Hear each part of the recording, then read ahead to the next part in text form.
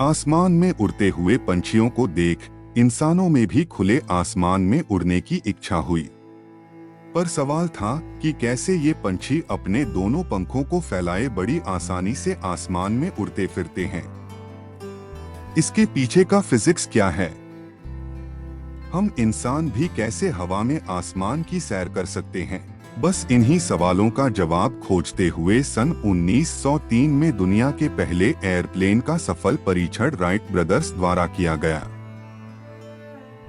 क्या आप जानते हैं, मैं आज आप जानेंगे कि दुनिया का सबसे पहला एयरप्लेन कैसे बनाया गया और आखिर इसके पीछे का फिजिक्स क्या है। तो बने रहिए नॉलेज और रोमांच से भरे इस वीडियो में।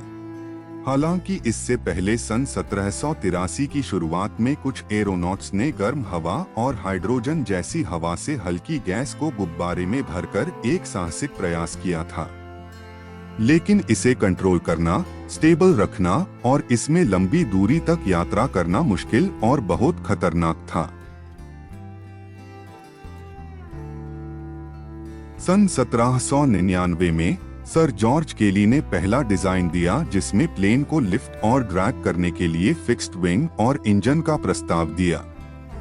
इसके आधार पर अन्य इंजीनियर्स ने इस पर काम किया और अंततः राइट ब्रदर्स ने सन 1903 में पहला कंट्रोल्ड, स्टेबल और लंबी दूरी तय करने वाला दुनिया के पहले एयरप्लेन का सफल परीक्षण किया। चलिए अब जानते हैं कि राइट ब्रदर्स कौन थे और उन्होंने कैसे सबसे पहले एक सफल एयरप्लेन का परीक्षण किया। विल्बर राइट और ओरवेल राइट नाम के दो अमेरिकी भाई थे जिन्हें दुनिया राइट ब्रदर के नाम से जानती है।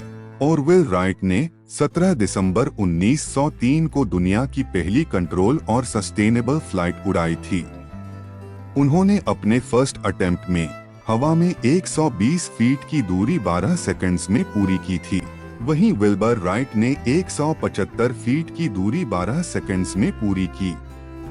इस सफलता के बाद इन्होंने कई एयरप्लेन बनाए और उसमें मौजूद कमियों को दूर किया।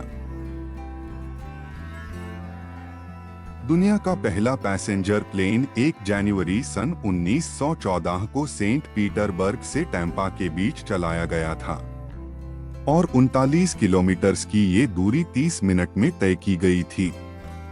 वन वे टिकट का किराया $5 और रिटर्न टिकट का किराया $10 था। वही 200 पाउंड तक भारी सामान यात्री अपने साथ ले जा सकते थे।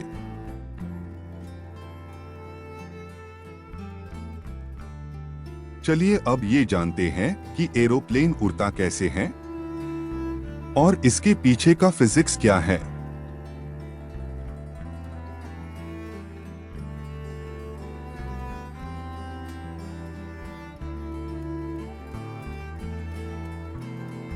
चार तरह के बल जो किसी भी एयरप्लेन को उड़ने में मदद करते हैं।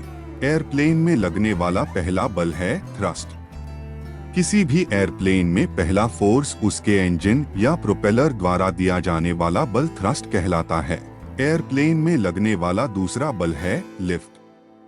वह फोर्स जो एयरप्लेन को ऊपर लिफ्ट करने में मदद करता है उसे लिफ्ट कहा जाता है, जो कि विंग्स में लगे एयरफॉइल द्वारा दिया जाता है। तीसरा बल है ग्रेविटी।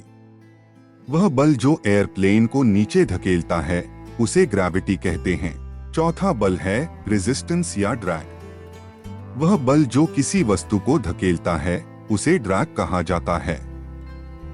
एयरप्लेन लंबे, पतले और नुकीली नाक वाले डिजाइन किए जाते हैं ताकि ये प्लेन में टकराने वाली तेज हवा को काट सके और प्लेन में हवा का रेजिस्टेंस कम हो जाए, जिससे एयरप्लेन को हवा में उड़ते समय कम फ्यूल का इस्तेमाल करना पड़े।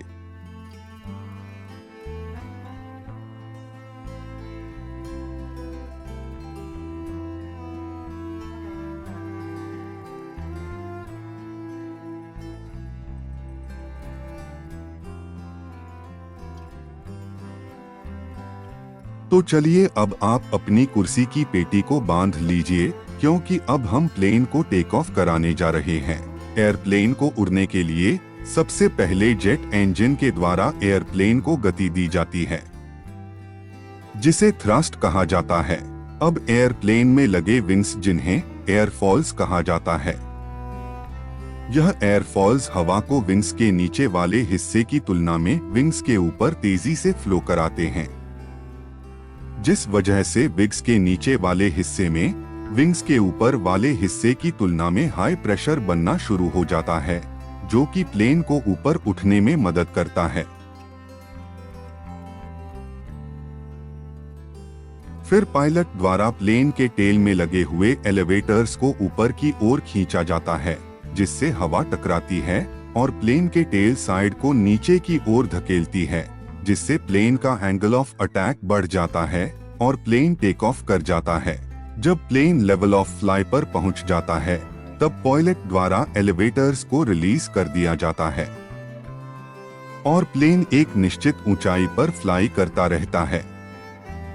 लेकिन प्लेन का इंजन प्लेन को वह स्पीड देता रहता है जिससे प्लेन का भार और विंग्स में लगे एयरफॉल के द्वारा मिलने वाली लिफ्ट समान हो, जिससे प्लेन बिना टर्ब्यूलेंस के हवा में उड़ता रहे। और यही कारण है कि प्लेन को हेलीकॉप्टर की तरह हवा में होल्ड नहीं किया जा सकता। अब प्लेन को दाएं और बाएं मोड़ने के लिए प्लेन की टेल में लगे रडार को प्लेन के पायलट द्वारा कंट्रोल किया जाता है, जिससे प्लेन को किसी भी दिशा में मोड़ सकते हैं।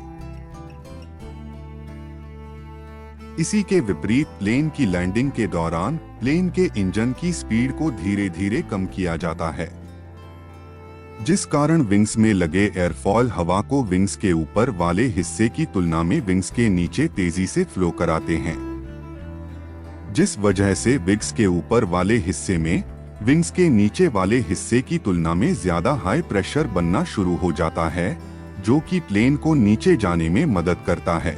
फिर पायलट द्वारा प्लेन के टेल में लगे हुए एलिवेटर्स को नीचे की ओर धकेला जाता है, जिससे टकराने वाली हवा टेल साइड को ऊपर की ओर धकेलती है, जिससे प्लेन का एंगल ऑफ अटैक कम हो जाता है और प्लेन को लैंड कराया जाता है। प्लेन के लैंड होने के बाद रनवे पर इसकी स्पीड 200 से 300 किलोमीटर होती है। इसलिए प्लेन को रोकने के लिए प्लेन के विंग्स में लगे स्पॉइलर और इंजन में लगी विंडो को ओपन कर दिया जाता है, जो कि हवा में रेजिस्टेंस पैदा करते हैं, और फिर प्लेन के व्हील्स में लगे ब्रेक्स को दबाया जाता है और प्लेन रुक जाता है। अब आप अपनी कुर्सी की पेटी खोल सकते हैं। हमारे साथ यात्रा करने के लिए आपका धन्यवाद। तो हमें उम्मीद है आज की यह जानकारी आपको पसंद आएगी। इस तरह के और वीडियो देखने के लिए कृपया वीडियो को लाइक करें और हमारे YouTube चैनल क्या आप जानते हैं को सब्सक्राइब करें। तब तक अपना और अपनों का ख्याल रखें। इस वीडियो को देखने के लिए धन्यवाद।